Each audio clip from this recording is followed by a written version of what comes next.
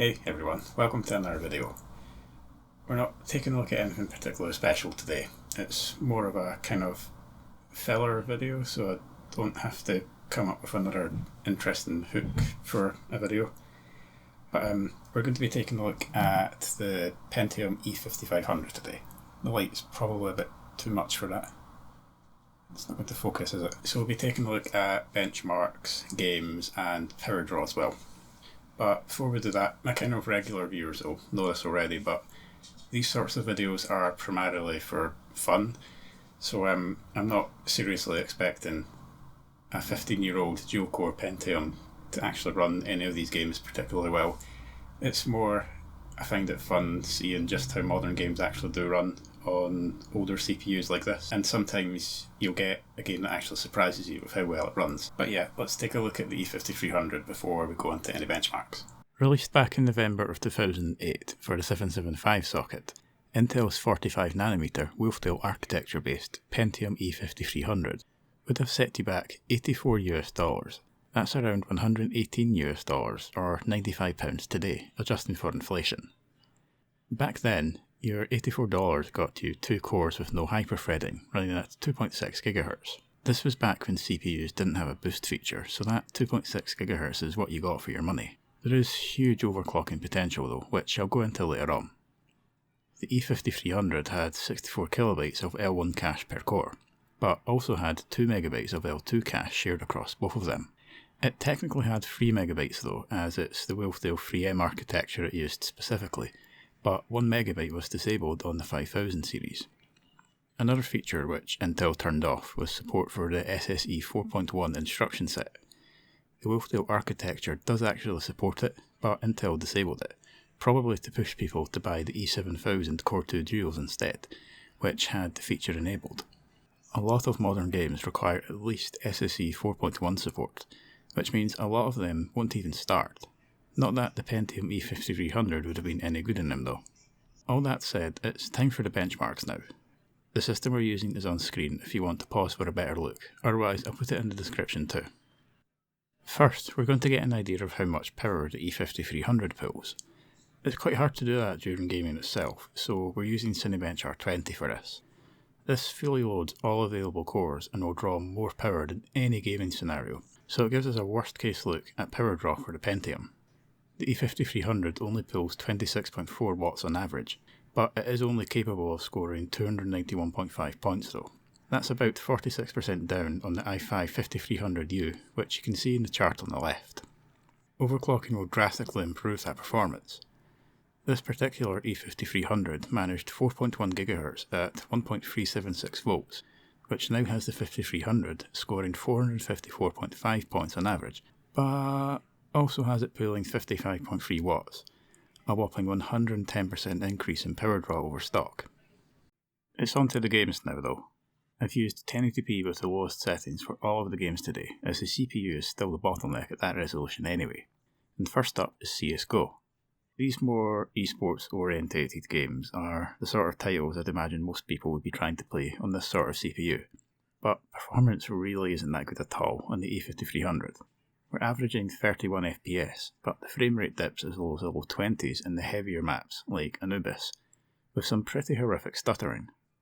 Overclocking doesn't eliminate the problems, but it does drastically improve things as the average 1% and 0.1% lows of 49.6, 19.1 and 7.4 FPS show. The frame rate can still dip to the low 20s in close combat in the likes of Anubis, but can even hit over 60 FPS on the lighter to run maps. Stuttering is still noticeable throughout, but it's kind of at a level now where you'd probably not notice it much in places. In GTA 5, performance really isn't great at all, so I decided to try the extreme low-end settings mod and it performed fantastic. No, I'm joking, it still didn't run great. We did average 35.5 FPS, but the stuttering was really bad in places, and there were some really noticeable hitches at points as well. There were multiple times throughout the test where roads and various buildings were textureless smudges of colour. They either take too long to load in, so you don't see them until you're pretty much right on top of them, or they just don't load in at all. That's most likely in part down to the extreme low end settings mod, as well as the Pentium just not being fast enough. The percentile figures of 0.9 and 0.6 FPS show just how bad the stuttering can get at times. The overclock makes another big improvement here too. Average FPS is up to 48, but the 1% and 0.1% lows of 2.5 and 0.3 FPS respectively show that there's still a lot of stuttering and hitches. The stutter was actually improved massively though, despite what the benchmark figures say, and I think how low the figures were is mostly down to the big hitches that can still happen. No Man's Sky I was actually really surprised at. Not surprised by how well it performed, but surprised that it even ran at all. Performance itself was terrible.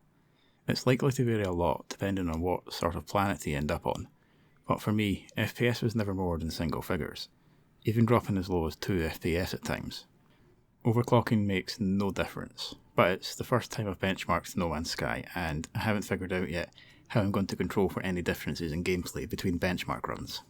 Lastly, it's Saints Row 4, specifically the legacy version of the game though, as the version they released when they added crossplay between PC platforms doesn't actually launch. The legacy version is an option under the beta section of the game's properties in Steam. That's quite a mouthful to say when you have a Scottish accent and you're trying to make your accent a bit more clear for non-Scottish people. But yeah, the E5300 actually does quite well here. I hadn't noticed at first that the CPU usage wasn't always getting maxed out, and later found out that the game seems to have a 67 FPS cap in some places.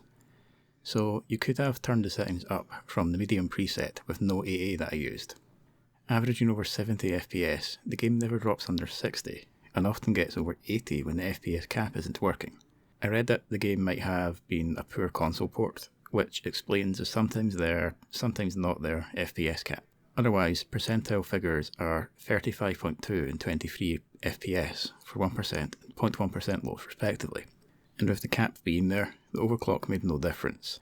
It was the fact that the overclock did nothing that made me look into it and discover the cap in the first place. What the overclock does do here though, is give you even more headroom to up the settings further if you want. So while the E5300 clearly struggles with newer games, Saints Row 4 and games of that era stand a decent chance of running relatively well. So that was a little look at the Pentium E5300 from 2008. I suppose it's not really a surprise, more kind of shocking in a way, where overclocked under full load, the E5300 was pulling around 55-ish watts. I can't remember the number off the top of my head. And that's not too dissimilar to current gen i5 CPUs and current gen, well maybe not current gen, but previous gen or two Ryzen 5 CPUs. So it shows just how much processors have actually moved on since 2008. Not that the Pentium E5300 was ever intended as a kind of performance orientated CPU anyway. But yeah, that's going to be all for today. So if you enjoyed the video, I'd appreciate a like and subscribe to the channel, especially if you'd like to see more content like this. I'm also going to link my Ko-fi page there and down in the description below if you want to support me in creating more content like this. But yeah, as always, leave a comment down below about what you thought, and if you have any suggestions for future videos, and hopefully I'll see you in the next one. Bye.